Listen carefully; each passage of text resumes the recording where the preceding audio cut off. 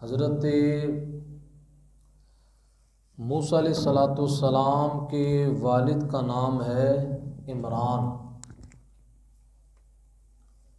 اور یہ جو قارون ہے، قارون حضرت موسیٰ علیہ السلام کے چچا یسہر اس کا بیٹا تھا، اور اس کا لقب جو ہے وہ ہے منور۔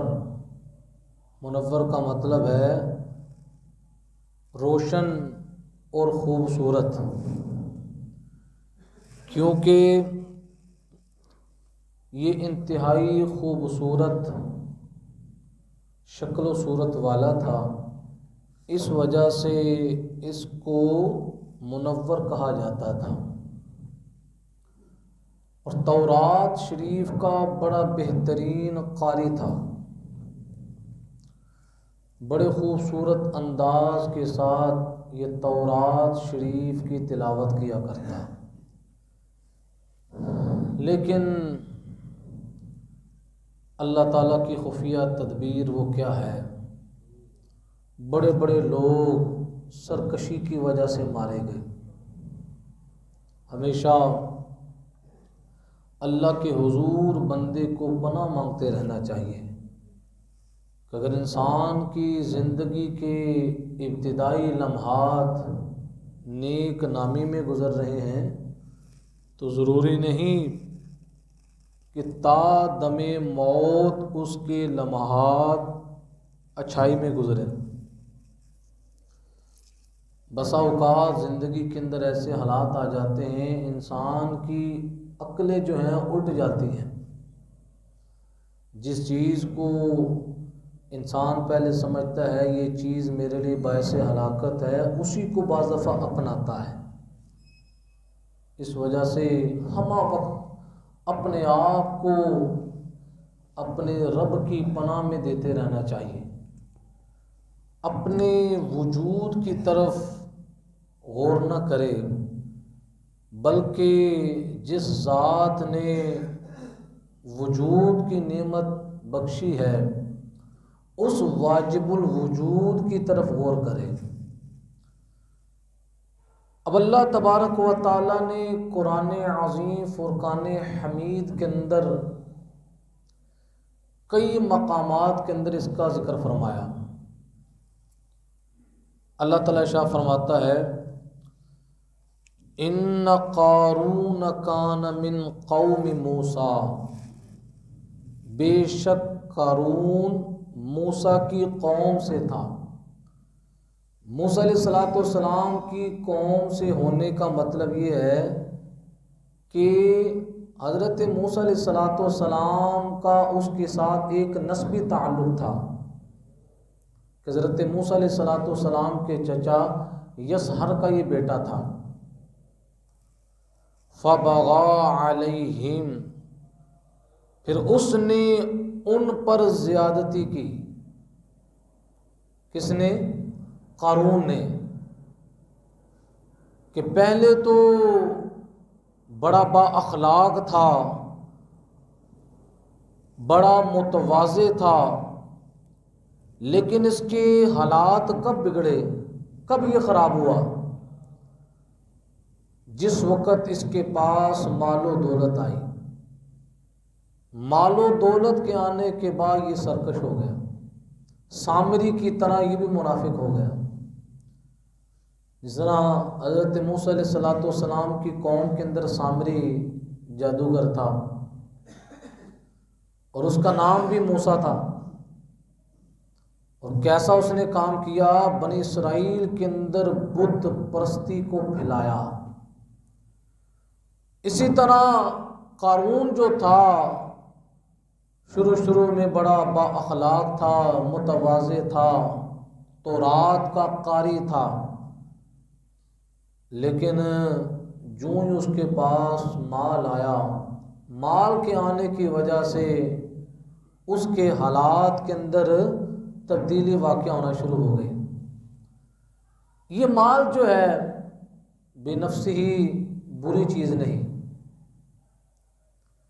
کچھ لوگوں کے لیے یہی مال نعمت ہے اور کچھ کے لیے یہی زحمت بن جاتا ہے، اور یہ اپنے اپنے نصیب کی بات ہے کہ کئی لوگوں کو اللہ تعالیٰ مال کے فتنے سے بچاتا ہے، اور کئی بندے ایسے ہیں کہ جو مال کے فتنے میں مبتلا ہو جاتے ہیں۔ تو قارون بھی انہی اشخاص میں سے تھا کہ جو اس کے پاس مال کی کثرت ہوئی تو اس کی شخصیت کے اندر تبدیلی آنا شروع ہو گئی، اس کے دن بدن حالات جو ہے سرکشی کی طرف جانے لگے۔ کچھ لوگوں کو مال نیک نامی کی طرف لے جاتا ہے اور کچھ لوگوں کو مال برائی کی طرف لے جاتا ہے۔ اسی طرح اللہ کا قرآن پاک کے اندر واضح فرمان ہے، وَلَوْ بَسَطَ اللَّهُ الرِّزْقَ لِعِبَادِهِ لَبَغَوْا فِي الْأَرْضِ وَلَكِنْ يُنَزِّلُ بِقَدَرٍ مَا يَشَاءُ، کہ اگر اللہ تعالیٰ اپنے بندوں کے لیے رزق کو پھیلا دے، وسیع کر دے، لَبَغَوْا فِي الْأَرْضِ، اللہ فرماتا ہے کہ وہ زمین کے اندر باغی ہو جائیں، بغاوت پر اتر جائیں، وَلَكِنْ يُنَزِّلُ بِقَدَرٍ مَا يَشَاءُ، لیکن اللہ تعالیٰ لوگوں کی طاقت کے مطابق رزق کو اتارتا ہے۔ کئی لوگ ہیں وہ یہ پریشان ہوتے ہیں، یار میں محنت بھی کرتا ہوں، ہر شے میرے پاس ہے، کوشش کرتا ہوں، لیکن میں چاہتا ہوں کہ میں بہت اچھا بزنس مین بن جاؤں، سرمایہ دار بن جاؤں، لیکن مال آتا ہی نہیں ہے، پتہ نہیں کیا ہو گیا ہے۔ تو بندے کو سوچ لینا چاہیے کہ ہو سکتا ہے کہ مال تیری تباہی کا ذریعہ ہو، وہ مال تجھے دے ہی نہیں رہا کہ کہیں تو سرکش اور باغی نہ بن جائے۔ تمہیں جس حالات کے اندر اللہ نے رکھا ہے یہ حالات تیرے لیے بہتر ہیں کہ ان حالات کے اندر تجھے ایمان کی دولت نصیب ہے، عمل کی دولت نصیب ہے۔ اگر تیرے پاس مال آ گیا تو ہو سکتا ہے کہ تجھے یہ ایمان اور عمل کی دولت سے تو محروم ہو جائے۔ تو یہ اللہ کے راز ہوتے ہیں، انسان جو ہے ان چیزوں کو سمجھتا نہیں ہے، کیونکہ انسان ظاہری آنکھوں سے کسی چیز کو دیکھتا ہے تو اکثر وہ دھوکہ کھا جاتا ہے۔ چیز کی ظاہری صورت اور ہوتی ہے لیکن اس کی حقیقت اور ہوتی ہے۔ تو اللہ کا یہ قرآن کے اندر واضح ارشاد ہے کہ اگر میں اپنے بندوں کے لیے رزق کو وسیع کر دوں، لَبَغَوْا فِي الْأَرْضِ، زمین کے اندر بغاوت پر اتر جائے۔ تو تاریخ کے اندر ایسے واقعات دیکھے گئے ہیں، فرعون کی مثال بھی سامنے ہے۔ فرعون جو تھا یہ پنسار کی دکان پر جڑی بوٹیاں پیسا کرتا تھا۔ شروع کے اندر اس کے حالات پڑھیں، اس کا نام ولید تھا، اور مصر کا جو بادشاہ ہوتا ہے اس کا لقب کیا ہے؟ فرعون، اس کو فرعون کے لقب سے یاد کیا جاتا ہے۔ اس کے ابتدائی حالات یہ تھے، انتہائی غربت کی زندگی تھی، بے بسی کی زندگی تھی، لیکن اللہ کے نظام دیکھیں، قدرت کے جلوے دیکھیں، چاہے کسی غریب آدمی کو ملک کی حکومت دے دیں اور چاہے امیروں کے ہاتھ سے ملک کو چھین لے۔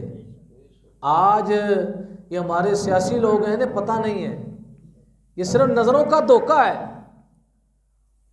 نظروں کا دھوکہ۔ وہ یہ سمجھتے ہیں میرے ساتھ 10 لاکھ بندہ میرے ساتھ ہے، کوئی کہتا ہے میرے ساتھ تو پوری عوام کی طاقت ہے، یہ صرف نظروں کا دھوکہ ہے۔ عوام کی طاقت تو فرعون کے ساتھ بھی بڑی تھی۔ تو مجھے بتائیں جب اللہ کا عذاب آیا عوام کی طاقت نے اس کو بچایا؟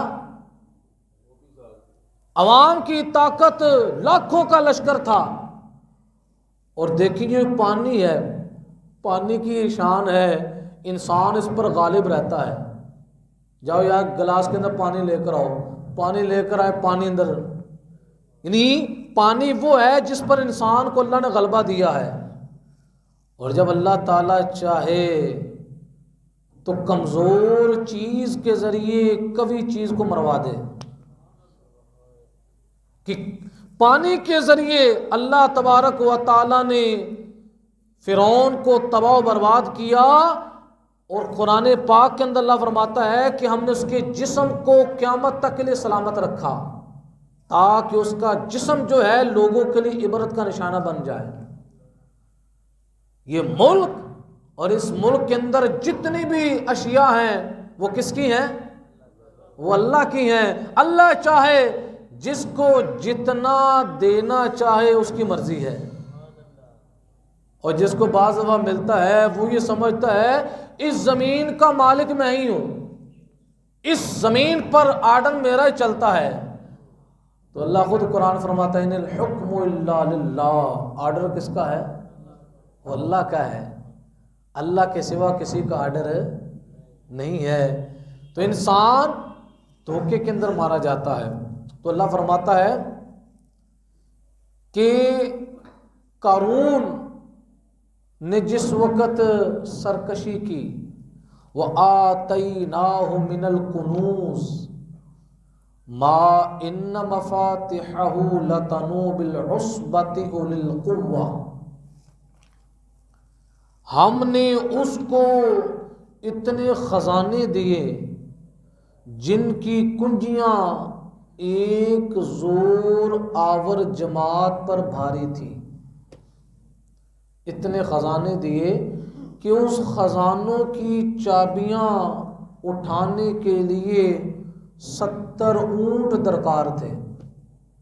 70 اونٹوں پر ان خزانوں کی چابیاں لادی جاتی، اور ہر چابی سے جس خزانے کو کھولا جاتا پیچھے بہت زیادہ مال ہوتا۔ آپ اندازہ نہیں لگا سکتے کتنا اللہ تعالیٰ نے اس کو مال عطا فرمایا۔ خود اللہ تعالیٰ اپنی طرف نسبت فرماتا ہے وَآتَيْنَاهُ، ہم نے دیا۔ کیا دیا؟ من الکنوز۔ اب یہ من کا لفظ آیا ہے، اور عربی گرامر کے اندر جو لفظ من ہے یہ تبعیض کے لیے آتا ہے، بعضیت کو بیان کرنے کے لیے آتا ہے۔ یعنی بیان فرمایا سارے خزانے نہیں دیے، بلکہ خزانوں کی بعض چیزیں دیں، بعض خزانے دیے، بعض کو نہ سنبھال سکا۔ ابھی تو کچھ اور پڑے ہوئے ہیں، ابھی تو کچھ ہے۔ تو یہ فرق ہے۔ ادھر محبوب صلی اللہ تعالی علیہ وسلم کو کائنات کے جتنے بھی خزانے سب کی چابیاں دے دیں، اور جو نعمت ملتی ہے تو تواضع کے اندر اضافہ ہوتا جاتا ہے۔ کیا ہو جاتا ہے؟ اور ادھر سارے خزانے نہیں، کچھ خزانے ملے، اور عقل جو ہے وہ سنبھالنا مشکل ہو گیا۔ اللہ فرماتا ہے کہ ہم نے بعض خزانے دیے کہ جس کی چابیوں کو ایک جماعت اٹھایا کرتی تھی، 70 اونٹ پر اس کے خزانوں کی چابیاں جو لائی جاتی تھیں۔ اللہ فرماتا ہے اذ قال له قومه لا تفرح، جب اس سے اس کی قوم نے کہا اترانا، لا تفرح، اور کیوں تو اتراتا ہے؟ مال ملا، ٹوری بدل گئی۔ کیا ہو گئی؟ کئی بندوں کی ٹوریں بدل جاتی ہیں، ٹوریں بھی بدل جاتی ہیں، نام بھی بدل جاتے ہیں، ذاتیں بھی بدل جاتی ہیں۔ ذات کا وہ بندہ مراسی ہو تو وہ کہے گا کہ ہم تو فلاں ہوتے ہیں۔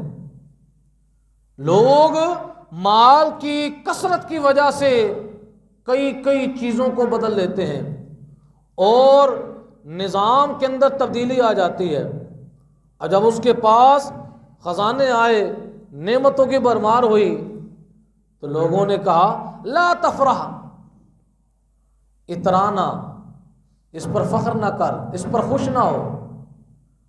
تو یہاں پر یہ بات یاد رکھیں، دوسرے مقام پر اللہ تعالیٰ خود فرماتا ہے قل بفضل اللہ وبرحمتہ فبذلک فلیفرحوا، جب اللہ کا فضل ملے، اللہ کی رحمت ملے تو خوشیاں مناؤ۔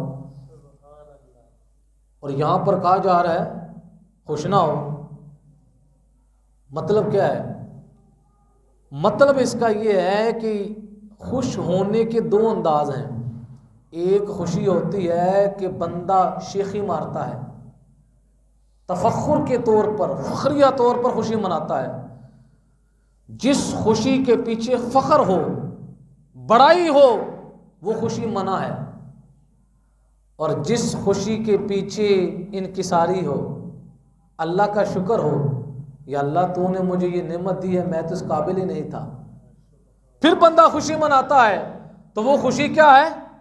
وہ عبادت بن جاتی ہے۔ اب فرعون نے جو خوشی منا رہا تھا وہ خوشی کون سی تھی؟ بڑائی والی خوشی تھی، ٹور والی خوشی تھی، اور ٹور والی خوشی کو اللہ تعالیٰ پسند ہے۔ خود اللہ فرماتا ہے ان اللہ لا يحب الفرحین، اللہ ٹور مارنے والوں کو پسند نہیں کرتا۔ اور جو ٹوری ہوتے ہیں اللہ ٹوریوں کو پسند ہے۔ تو فرعون قارون نے کیا کیا؟ ٹوری بن گیا، مال کے ملنے پر تفخر شروع کر دیا، اور اللہ تبارک و تعالیٰ کو تفخر پسند نہیں۔ اب آگے اللہ تعالیٰ فرماتا ہے وَابْتَغِ فِي مَا آتَاكَ اللَّهُ الدَّارَ الْآخِرَةَ، اور جو مال تجھے اللہ نے دیا ہے اس سے آخرت کا گھر طلب کر۔ کس کو کہا؟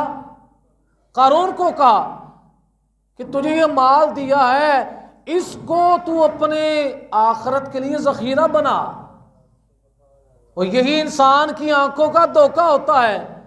پہلے تو بندہ بڑی بڑی نیتیں کرتا ہے، یا اللہ مجھے مال دے، یا اللہ تو مجھے مال دے گا تو میں پکا ارادہ کرتا ہوں تیرے نام کے لیے بہت بڑی مسجد بناؤں گا، تیرے نام کے لیے بہت بڑا مدرسہ بناؤں گا، یا اللہ تیری رضا کے لیے بہت بڑا ہسپتال بناؤں گا، یا اللہ تیری رضا کے لیے بہت بڑا لنگر خانہ بناؤں گا، لوگ کھانا کھائیں۔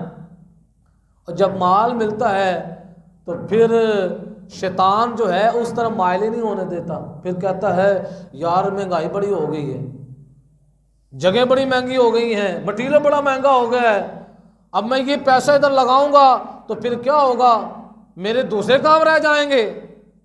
پہلے سوچ، پہلے تو نے اللہ سے ایک وعدہ کیا تھا کہ اللہ تو مجھے دے گا تو میں یہ کروں گا۔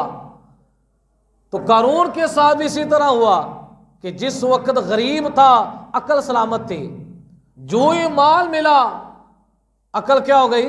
خراب ہو گئی۔ اللہ فرماتا ہے کہ جو تمہیں میں نے دیا ہے مال، کل خزانے نہیں دیے، خزانوں میں سے بعض خزانے تمہیں دیے ہیں، اس میں سے تو کیا کر؟ آخرت کی تیاری کر۔ کیا کر؟ تو اللہ کیا فرماتا ہے وَلَا تَنْسَ نَصِيبَكَ مِنَ الدُّنْيَا، دنیا میں اپنا حصہ نہ بھول، کہ دنیا کے اندر تمہیں میں نے مال دیا ہے، اس مال کا حق ہے کہ تو اس مال کو میرے راستے کے اندر خرچ کر۔ دیا بھی کس نے ہے؟ میں نے دیا ہے، اور خرچ بھی میرے راستے کے اندر کر۔ اس کی ٹینشن نہ لے کہ مال کم ہو جائے گا، مال کم، کیونکہ مالک کون ہے خزانوں کا؟ وہ اللہ ہے۔ وَأَحْسِن كَمَا أَحْسَنَ اللَّهُ إِلَيْكَ، اور احسان کر جیسا اللہ نے تجھ پر احسان کیا۔ اللہ نے تجھ پر احسان کیا، تو غریب اور نادار تھا، اللہ نے تجھے بہت بڑا امیر آدمی بنا دیا۔ اب تمہیں بھی چاہیے اللہ کے راستے میں دے کر کیا کر؟ نیکیاں کما۔ وَلَا تَبْغِ الْفَسَادَ فِي الْأَرْضِ، اور زمین میں فساد نہ چاہ۔ کیا فساد کا مطلب؟ جہاں پر خرچ کرنا جائز نہیں ہے وہاں پر مال خرچ کیا جا رہا ہے۔ اور آج ہر بندہ اپنا محاسبہ کرے، ہر بندہ اپنا محاسبہ کرے کہ ہمارا مال، کئی دفعہ آپ لوگوں کو دیکھیں مال بے حیائی کے کاموں پر خرچ ہوتا ہے، مال جو ہے رشوت کے لین دین پر خرچ ہوتا ہے، مال جو ہے کئی غلط کام، کوئی بندہ کسی نے کسی کو قتل کر دیا ہے، اس کو چھڑانے کے لیے مال خرچ ہو رہا ہے، یار پیسے میں لگا دوں لیکن بندہ ہمارا مرنا، اس کو پھانسی، مال خرچ ہو رہا ہے۔ لیکن اگر انہی لوگوں کو آپ کہہ دیں کہ اللہ کے راستے میں آپ اتنا مال دے دیں، کئی ہیلے بہانے وہ کریں گے۔ آگے فرعون کا کہ قارون کا ذکر آ رہا ہے کہ جب حضرت موسیٰ علیہ السلام نے اس کو زکوٰۃ کا کہا تو کیا ہو گیا، اس کی ہمت نہ پڑی زکوٰۃ دینے کی، پھر اللہ تعالیٰ نے اس کے ساتھ کیا کیا۔ تو یہ قرآن کے واقعات ہمارے لیے رہنمائی ہیں۔ جس وقت قومیں یہ قرآن پڑھا کرتی تھیں اس وقت قوموں کے عروج کا وقت تھا۔ آج ہماری قوم کے زوال کا وقت چل رہا ہے، اس کی وجہ کیا ہے؟ آج اس قوم نے قرآن پڑھنا چھوڑ دیا ہے۔ اخبار کو تو روزانہ ٹائم دیتے ہیں، دیگر چیزوں کو ٹائم دیتے ہیں، لیکن آج کے مسلمان کے پاس قرآن پڑھنے کے لیے ٹائم نہیں، کہ قرآن اتنی انقلابی کتاب ہے کہ جس نے دنیا کے اندر انقلاب برپا کیا ہے یہ وہی لوگ ہیں کہ جنہوں نے قرآن کی تعلیمات کے مطابق اپنی زندگیوں کو گزارا۔ آج معاشرے کے اندر وہی لوگ انقلابی ہیں۔ اب جس وقت اللہ نے اس کو یہ فرمایا وَلَا تَنْسَى نَصِيبَكَ مِنَ الدُّنْيَا، دنیا میں اپنا حصہ نہ بھول، احسان کر جیسے اللہ نے تجھ پر احسان کیا، زمین میں فساد نہ چاہ، ان اللہ لا يحب المفسدین، بے شک اللہ فسادیوں کو دوست نہیں رکھتا۔ فسادی کو اب آپ مجھے بتائیں، پیچھے اللہ تعالیٰ فرما رہا ہے کہ ہم نے خزانے دیے، کیا دیے؟ اور جب یہ اس کو موسیٰ علیہ السلام نے بتلایا بھی کہ تمہیں اللہ تعالیٰ نے یہ نعمتیں دی، اب آگے سے بھلا کیا کہنے لگا؟ اللہ تعالیٰ نے اس کی بات کو بھی قرآن کے اندر نقل فرمایا، کہنے لگا قال انما اوتیتہ علی علم عندی، بولا یہ تو مجھے ایک علم سے ملا ہے جو میرے پاس ہے، اتنے بڑے بڑے خزانے جو مجھے ملے ہیں یہ تو میری اپنی طاقت ہے، یہ تو میرے اپنے ہاتھ کی کمائی ہے۔ مفسرین فرماتے ہیں اس علم سے مراد یہ ہے کہ وہ علم جو حضرت موسیٰ علیہ السلام نے اس کو سکھایا، وہ کیا کرتا تھا؟ وہ مٹی کو سونا بنا دیتا تھا، مٹی کو سونا بنا دیتا تھا، حضرت موسیٰ علیہ السلام سے جو اس نے علم حاصل کیا تھا۔ اب اس مال و زر کی نسبت کس کی طرف کر رہا ہے؟ اپنی طرف کر رہا ہے، اپنے رب سے غافل ہو گیا ہے کہ یہ خزانے تو مجھے کس نے دیے ہیں؟ میرے اللہ نے دیے ہیں۔ چلو مان بھی لیا جائے خزانوں کا ذریعہ علم بنا ہے، تو علم جو ہے وہ محتاج ہے عقل کی سلامتی کا۔ کس کی سلامتی کا؟ اگر ایک بندہ وہ پاگل ہو، اس کو آپ مہنگی سے مہنگی یونیورسٹی میں داخل کر دیں، کیا وہ پڑھ سکتا ہے؟ اور پاگلوں کو بھی پڑھا سکتا ہے؟ کیوں؟ اس کا دماغ کام نہیں کرتا۔ تو علم کے لیے یا کسی چیز کو سمجھنے کے لیے عقل کا صحیح ہونا ضروری ہے۔ اب اسی سے وہ دھوکہ کھا گیا کہ اس مال و زر کی نسبت کس کی طرف کرنے لگا؟ اپنی محنت کی طرف کرنے لگا کہ آج میرے پاس یہ خزانوں کے ڈھیر لگے ہوئے ہیں، اس کے پیچھے جو ہے میری محنت ہے، میں نے بہت محنت کی ہے، جس کی وجہ سے آج میرے پاس طرح طرح کے مال و زر کی صورت کے اندر نعمتیں موجود ہیں۔ آج ہمارے معاشرے کے اندر بھی لوگ یہی بات کرتے ہیں، یہ نہیں سوچا کہ خدا کے بندے اگر اللہ تمہیں اسباب ہی نہ دیتا تو تیری محنت کیا ہوتی۔ کئی ایسے لوگ ہیں صبح سے لے کر شام تک گھروں سے نکل جاتے ہیں، کام کاج کرتے ہیں، لیکن جس کو واپس آتے ہیں خالی آتے ہیں۔ گھر والے پوچھتے ہیں کہ آج کوئی کام نہ ملا، کہتے سارا کام ہے، جگہ جگہ گیا لیکن کام. تو یہ بھی اللہ کی قدرت کے نظارے ہیں. ایک بندہ گھر میں بیٹھ کر لاکھ روپیہ کما رہا ہے، وہ یہ نہ سمجھے یہ میرا اپنا کمال ہے، وہ یہ سمجھے یہ میرا اللہ کا فضل ہے کہ میرے اللہ نے مجھ پر فضل کیا اور مجھے گھر کے اندر بیٹھ کر ایسا ذریعہ دے دیا کہ گھر کے اندر بیٹھے بٹھائے مجھے نعمت مل رہی ہے. اور ایک بندہ صبح سے لے کر شام تک محنت کرتا ہے، وہ رزلٹ اس کو نہیں ملتا جو اس بندے کو مل رہا ہے. تو یہی بات کس نے کی تھی؟ قارون نے کی. اولم یعلم ان اللہ قد اہلک من قبلہ من القرون من هو اشد منہ قوۃ واکثر جمعا. قارون نے اپنے طرف جب یہ نسبت کی کہ یہ میری اپنی طاقت ہے، میرے ساتھ لشکر کی طاقت ہے، میرے ساتھ جو میرا عملہ ہے، سب نے مل کر محنت کی، آج میں خزانوں کا مالک ہوں. تو اللہ تعالیٰ نے اس کی اصلاح کرتے فرمایا حضرت موسیٰ علیہ السلام کی زبان سے، کیا اسے یہ معلوم نہیں اللہ نے اس سے پہلے قوموں کو ہلاک فرما دیا، کئی قوموں کو ہلاک فرما دیا جن کی قوتیں اس سے سخت تھیں اور جماعت بھی سے زیادہ تھی. یعنی اللہ فرماتا ہے قارون تو اپنی جماعت پر، اپنی قوت پر نازا ہے، اپنے آپ سے پہلے دیکھ کئی قومیں گزر چکی ہیں جن کے پاس افرادی قوت بھی بہت زیادہ تھی، مال و زر کی نعمت بھی بہت زیادہ تھی، لیکن جس وقت تباہی ان کا مقدر بنا، نہ ان کو مال بچا سکا، نہ انہیں افرادی قوت بچا سکی. اور آج تو بھی سرکش اور باغی بن گیا ہے کہ جس وقت تیرے وہ حالات تھے کہ تیرے پاس نعمتوں کا سلسلہ تھا ہی نہیں، اور آج تمہیں میں نے کئی خزانوں کے نظام دے دیے ہیں، اور اس کے باوجود اب تو سرکش اور باغی بن کر بیٹھ گیا ہے اور اللہ کے عذاب کے مقابلے میں اس کو پیش کر رہا ہے کہ میں اب تباہ برباد نہیں ہو سکتا، اگر کوئی اس طرح کا مسئلہ ہوا تو میں اپنا مال استعمال کروں گا، میں اپنی افرادی قوت استعمال کروں گا. جس طرح آج بھی کئی لوگ باتیں کر جاتے ہیں کہ اللہ کا دیا ہمارے پاس بڑا کچھ ہے، ہم پیسے لگائیں گے تو ہماری فائلوں کو ٹائر لگ جائیں گے.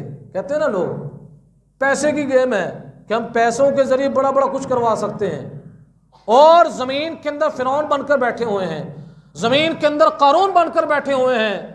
اور جب قارون اتنا بڑا سرمایہ دار و امیر آدمی ہونے کے باوجود بھی جب تباہی اس کا مقدر بنی تو اللہ کے عذاب سے اس کا مال، اس کی جماعت، اس کی افرادی قوت اس کو نہ بچا سکی. تو آج کا زندہ انسان انہی چیزوں کو دیکھ کر دھوکہ کھا جائے کہ میرے پاس مال ہے، میرے پاس فوج کی طاقت ہے، میرے پاس عوام کی طاقت ہے، میرا کچھ کوئی بگاڑ سکتا. تو نظام کس کے قبضہ قدرت میں ہے؟ اللہ کے قبضہ قدرت کے اندر ہے. چاہے تو وہ 6 سیکنڈ کے اندر ترکی کو ہلا دے، شام کو ہلا دیا. ایسے لوگ جو 6 سیکنڈ پہلے کیا تھے؟ صحیح و سالم تھے، 6 سیکنڈ کے بعد کیا ہو گئے؟ بیمار ہو گئے. 6 سیکنڈ سے پہلے زندہ تھے، 6 سیکنڈ گزرے تو قبروں کے اندر چلے گئے. یہ اللہ کی قدرت کے نظارے ہیں. اور جس کو اللہ نہ مارنا چاہے وہ لوگ ملبے سے بھی نکلے، کئی دنوں کے بعد انہیں ملبوں سے نکالا گیا. جسے اللہ بچائے اس کو کون مار سکتا ہے؟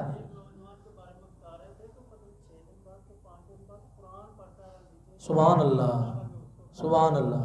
یہ اللہ کی قدرت کے جلوے ہیں.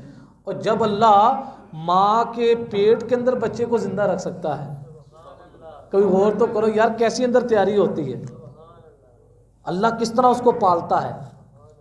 9 ماہ بچہ جو ہے ماں کے پیٹ کے اندر ہے، دنیا میں اس نے آنا ہے، کیسے اللہ تعالیٰ اس کے تحفظ فرماتا ہے. ماں اس کا تحفظ کر سکتی ہے؟ بولے تو صحیح. اس کے جسم کے اعضاء بن رہے ہیں، آنکھیں بن رہی ہیں، دل بن رہا ہے، ہڈیاں بن رہی ہیں، وہ کون سا اندر سسٹم لگا ہوا ہے کہ ایک جان سے دوسری جان تیار ہو رہی ہے. کیسی اللہ کی قدرت کاملہ کا جلوہ ہے. ایک جان سے اللہ کئی جانیں پیدا فرما رہا ہے. تو جس وقت اللہ تبارک و تعالی نے قارون کو کہا کہ تو اپنے علم پر، اپنی قوت پر، اپنے مال پر اترا رہا ہے، اپنے سے پہلے بھی لوگوں کو دیکھ، بڑے بڑے تجھ سے مضبوط لوگ آئے، وہ تباہ و برباد ہو گئے. کس وجہ سے؟ سرکشی کی وجہ سے. لہذا اپنے آپ کو سرکشی کی طرف نہ لے کر جا. لیکن قارون باز نہ آیا. تو آگے اللہ تبارک و تعالیٰ فرماتا ہے، سلسلہ چلتا چلتا جناب موسیٰ علیہ السلام نے اس کو کہا، فرعون قارون کو، اپنے مال کی زکوٰۃ ادا کر. کیا کر؟ اور بنی اسرائیل کے اندر زکوٰۃ کتنی واجب تھی؟ مال کا چوتھا حصہ. مال کا، اگر کسی کے پاس 40,000 روپیہ ہوتا تھا تو 40,000 کی زکوٰۃ کتنی ہوتی تھی؟ 10,000. اور حضور علیہ الصلوۃ والسلام کے صدقے حضور کی امت پر کرم کیا ہوا؟ نرمی دی. آج لوگوں کے لیے 40,000 میں سے 1,000 نکالنا مشکل ہے، 40واں حصہ، تو 10,000 نکالنا ہوتا. اور کچھ لوگ ہمارے پاکستان، پوری دنیا کے اندر اگر لوگ صحیح معنوں کے اندر مسلمان زکوٰۃ نکال کر مستحقین تک پہنچا دیں، غربت کا نام و نشان ختم ہو جائے. کئی ایسے سرمایہ دار لوگ ہیں زکوٰۃ پہلے تو نکالتے نہیں ہیں، اگر نکالے تو پوری نہیں نکالتے. کسی کی اگر 1 کروڑ روپیہ زکوٰۃ نکلتی ہے، بنتی ہے، وہ کیا کرے گا؟ 2-3 لاکھ روپے کا راشن لیا، اس کو بانٹ دیا کہ میں نے کیا کر دی. اب جس وقت موسیٰ علیہ السلام نے اس کو کہا زکوٰۃ نکال، تیری زکوٰۃ جو ہے مال کا چوتھا حصہ بنتا ہے، وہ کہتا ہے میں تو نہیں دے سکتا، چوتھا حصہ میں تو نہیں نکال سکتا. ہاں اگر آپ کہتے ہیں تو میں آپ کے منہ سے نکلی بات کو ٹال بھی نہیں سکتا. میں اپنے مال کا جو 1000واں حصہ ہے، چوتھا نہیں، کون سا 1000واں حصہ ہے، وہ نکال لوں گا، کیونکہ میں آپ کی بات کو رد. تو حضرت موسیٰ علیہ السلام نے فرمایا چلو 1000واں حصہ نکال لو، نکالو تو صحیح. اور جس کا 1000واں حصہ نکالنے کی باری آئی، اس نے جا کر اپنے مال کے اندر مال کا حساب لگایا کہ اس کا 1000واں حصہ کتنا بنتا ہے. وہ بھی بہت بڑی مالیت کی رقم بنتی تھی. جب اس نے دیکھا وہ 1000واں حصہ کیا ہے تو آیا ہوں میں، یہ بھی بہت بڑا مال بنتا ہے، پھر دل پر کیا آ گیا؟ بوجھ آ گیا کہ یہ بہت زیادہ مال جو ہے میرے مال میں سے نکل جائے گا. حضرت موسیٰ علیہ السلام کو کہنے لگا میں نے نہیں دینا. پھر اس نے کیا کیا؟ جناب موسیٰ علیہ السلام کے خلاف اس نے ایک سازش چلی کہ میں جو بدنام ہونا ہے تو معاذ اللہ حضرت موسیٰ علیہ السلام کو بدنام کروں. کیا کروں؟ آج ایسے لوگ بھی ہوتے ہیں جنہیں پتہ ہے کہ یہ کام جو ہے میرے اوپر آنا ہے، میرے اوپر جو آنا ہے پہلے میں ادھر وار کر دوں. اس نے کیا کیا؟ حضرت موسیٰ علیہ السلام کے بارے کے اندر پراپوگنڈا شروع کر دیا. یہ اللہ کے نبیوں کی سنت ہے کہ ان کے خلاف پراپوگنڈا کیا گیا. ان کے خلاف جو حق کی اذان دیتا ہے تو اس کے خلاف مخالفین بھی پیدا ہوتے ہیں. کبھی بندہ یہ نہ سوچے جو دین حق کی سربلندی کے لیے نکلتا وہ کہتا یہ پھرے کہ میرا مخالف ہی کوئی نہ ہو، بلکہ جو اللہ کے قریب ہوتا جائے گا اس کی مخالفت اتنی ہی بڑھتی جائے گی. یہ حق پر ہونے کی علامت ہے. بعض لوگ کہتے ہیں نا یار اس کے مخالف ہے، فلاں بندہ مخالف ہے، فلاں بندہ مخالف ہے. مخالفت تو اللہ کے نبیوں کی بھی ہوئی ہے، مخالفت تو خود اللہ کی بھی ہوئی ہے. اللہ کے مخالف بھی موجود ہیں، آج بھی موجود ہیں، پہلے بھی موجود تھے. تو اس نے حضرت موسیٰ علیہ السلام کے بارے میں کیا کیا؟ پراپوگنڈا کیا. بنی اسرائیل کو کہا کہ حضرت موسیٰ علیہ السلام ہمارے مالوں پر قبضہ کرنا چاہتے ہیں. یہ زکوٰۃ ایک بہانہ ہے، زکوٰۃ نکلوا کر مال اپنے قبضے میں کر کے پھر وہ رقم کو جمع کرتے کرتے ہم پر یہ حکمرانی کرنا چاہتے ہیں۔ پھر اس نے کیا کیا، بنی اسرائیل میں سے ایک عورت کو اس نے تیار کیا، ایک حسینہ عورت تھی، اس کو کئی ہزار اشرفیاں دیں اور اس کو کہا کہ تم نے حضرت موسیٰ علیہ السلام پر زنا کی تہمت لگانی۔ آپ اس سے اندازہ لگائیں اللہ کے نبیوں پر تہمت لگائی گئی، حضرت یوسف علیہ السلام پر تہمت لگی، قرآن کے اندر ذکر ہے۔ تو جب بندہ حق کے رستے پر چلتا ہے بڑے بڑے کام ہوتے ہیں، زبان سے تکلیف بھی دی جاتی ہے، ہاتھوں کے ذریعے بھی تکلیف ہوتی ہے۔ انبیاء کرام کو شہید کیا گیا، انبیاء کرام علیہ السلام کو زبان کے ذریعے کیا دی گئی، تکلیف پہنچائی گئی۔ تو جس وقت اس عورت کو تیار کیا، اب قارون کتنا وہ چال باز تھا، ادھر حضرت موسیٰ علیہ السلام کے سامنے بھی اپنا جو چہرہ تھا اس کو صاف رکھا ہوا تھا کہ میں آپ کے ساتھ ہوں، لیکن کیا تھا، منافقت کا رویہ تھا۔ حضرت موسیٰ علیہ السلام کو کہنے لگا جناب آپ نے فلاں دن بنی اسرائیل کو واعظ کہنا ہے، بڑے دن ہو گئے آپ کی تقریر سنی، آپ تقریر کرنے کے لیے بنی اسرائیل کو واعظ و نصیحت کریں۔ حضرت موسیٰ علیہ السلام آئے اور جس وقت آپ واعظ کر رہے ہیں اتفاق سے ایسا ہوا آپ زانی کی سزا کو بیان کر رہے ہیں۔ اب یہاں فرماتے ہیں کہ جو زنا کا ارتکاب کر بیٹھے اگر تو وہ کوارا ہو تو اس کو کوڑے لگائے جائیں، اور اگر شادی شدہ ہو تو اس کو سنسار کیا جائے۔ آپ نے جب یہ سزا بیان کی تو آگے قارون نے کہا کہ یہ سزا کس کے لیے ہے، لوگوں کے لیے ہے یا آپ کے لیے بھی ہے؟ حضرت موسیٰ علیہ السلام نے فرمایا یہ سب کے لیے ہے۔ تو آگے سے قارون کہنے لگا جو آپ بیان کر رہے ہیں یہ کام تو آپ نے بھی کیا ہے۔ حضرت موسیٰ علیہ السلام کہنے لگے تو کون سی بات کر رہا ہے، تو کس بنیاد پر کہہ رہا ہے؟ وہ کہتے میرے پاس گواہ ہے۔ اسی عورت کو سامنے پیش کیا اور عورت کو کہا بتا حضرت موسیٰ علیہ السلام نے تیرے ساتھ کیا کیا۔ وہ عورت جس وقت سامنے آئی، قربان جائے نبوت کی طاقت کے، اللہ تعالیٰ کی جس کے ساتھ حمایت ہو اس کو کون پریشان کر سکتا ہے۔ اور عزیز مصر نے بھی چاہا حضرت یوسف علیہ السلام کے بارے میں، تو اللہ نے اپنے پیاروں کا دفاع اس طرح کیا، بچہ جو تھا اس کی زبان سے کلوایا، اس کو قوت گویائی دے دی، اس نے جناب موسیٰ علیہ السلام کی یوسف علیہ السلام کی صفائی پیش کی۔ کیا پیش کی کہ جناب یوسف علیہ السلام نے یہ کام نہیں کیا۔ تو یہاں بھی حضرت موسیٰ علیہ السلام پر تہمت کے لیے اس عورت کو تیار کیا، تو جناب موسیٰ علیہ السلام کی نبوت کی جو طاقت تھی، آپ کی ہیبت اس عورت پر چھا گئی۔ عورت جو تھی وہ کانپنا شروع ہو گئی، کہنے لگی جناب موسیٰ علیہ السلام میں آپ سے سیدھی بات کروں گی، اس نے مجھے ہزار اشرفیاں دے کر تیار کیا ہے کہ آپ کے خلاف میں یہ بات کہوں۔ آپ تو بڑے پاک دامن ہیں، آپ بڑے پاک دامن ہیں، آپ نے ایسا کوئی کام ہے؟ آپ نے جب یہ بات سنی اللہ کی طرف توجہ اٹھی، واہ میرے مولا جس وقت یہ مجھ پر الزام لگایا جا رہا تھا اس الزام سے نکالنے والا بھی تو ہے۔ اپنے رب کے حضور سجدے میں گر گئے، سجدہ شکر ادا کیا، اور سجدہ شکر جب ادا کر کے اٹھے اللہ نے فرمایا موسیٰ میں نے زمین کو تیرے کنٹرول میں کر دیا ہے، اب آپ نے آرڈر کرنا ہے زمین وہی کرے گی۔ حضرت موسیٰ علیہ السلام بڑے جلالی تھے، آپ نے زمین کو کہا زمین یہ قارون جو ہے یہ کیا ہے؟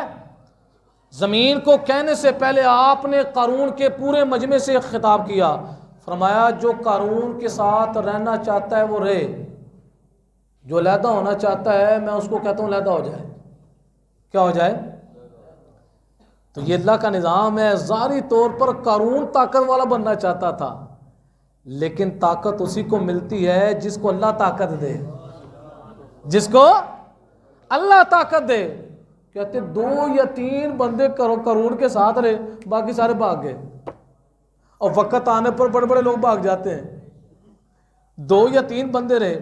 حضرت موسیٰ علیہ السلام نے زمین کو کہا ہے زمین قارون کو اور اس کے ساتھیوں کو اندر لے جا، نگل لے۔ قارون اور اس کے ساتھی جو ہے پنڈلیوں تک زمین کے اندر دس گئے۔ پھر فرمایا پھر اس کو نگل جا، پھر جو ہے آدھے قد تک، پھر فرمایا اور نگل جا، پورا اس کو نگل لیا۔ اور بنی اسرائیل کے اندر کچھ لوگ یہ کہا کرتے تھے حضرت موسیٰ علیہ السلام کے بارے میں کہ آپ نے یہ جو کام کیا ہے شاید قارون کے خزانے پر قبضہ کرنا چاہتے ہیں۔ تو آپ نے زمین کو کہا کہ قارون کے جتنے خزانے ہیں اے زمین اس کو بھی کھا جا، تاکہ لوگوں کا یہ جو الزام ہے اس کا بے بنیاد ہونا بھی ثابت ہو جائے کہ جس مالک نے مجھے زمین پر اتنی قوت دی ہے تو وہ مالک یہ بھی طاقت دے سکتا ہے کہ اگر میں زمین کو کہوں سونا بن جائے وہ سونا بھی بن سکتی ہے۔ وہ کیا بن سکتی ہے؟ تو قارون خود اپنے مال و زر کے ساتھ زمین کے اندر دھنس گیا۔ تو یہ واقعہ پورا قرآن کے اندر بیان کیا گیا، اور اس کے اندر ہمارے لیے عبرت کیا ہے؟ ہمارے لیے عبرت کیا ہے؟ ظاہری نعمتوں کی موجودگی میں انسان دھوکہ نہ کھا جائے۔ بعض دفعہ ایسا ہوتا ہے وہی نعمت انسان کو تباہ کرنے کے لیے آتی ہے، بندہ اس پر خوش ہو رہا ہوتا ہے، بندہ کہتا ہے یار اب میری زندگی جو ہے کسی لیول پر آئی ہے، اب مجھے ماشاءاللہ فلاں چیز بھی ہے، فلاں چیز بھی ہے، فلاں چیز بھی ہے، لیکن اس کو یہ پتہ نہیں ہوتا یہ چیزیں جو میرے پاس آئی ہیں مجھے تباہ کرنے کے لیے آئی ہیں۔ ہو سکتا ہے ان چیزوں کی موجودگی میں ایمان برباد ہو جائے، عمل برباد ہو جائے، لہٰذا روزانہ اپنے رب کے حضور اپنے ایمان کو، اپنے عمل کو پیش ہمیں کرنا چاہیے، اور یہ کرنا چاہیے اللہ میرا ایمان بھی تیرے قبضہ قدرت میں ہے، میرا عمل بھی ہے، یا اللہ مجھ سے زندگی کے اندر ایسا کوئی عمل نہ ہو جائے جس سے میرا ایمان مجھ سے چھین جائے، جس سے یا اللہ عمل کی طاقت چھین جائے۔ جب بھی کوئی نیک کام کریں تو اللہ کا شکر ادا کریں، یا اللہ اس کی توفیق تو نے مجھے دی ہے، اگر تو مجھے توفیق نہ دیتا تو میں یہ نیک کام کرنے پر قادر ہی نہیں تھا۔ ہما وقت اللہ کی بارگاہ میں رجوع کرتا رہے، اپنی طرف توجہ کیا کر لے، اپنی طرف سے توجہ کو ہٹا لے، اور ساری توجہ کا مرکز کس کو بنائے؟ اپنے اللہ کو بنائے۔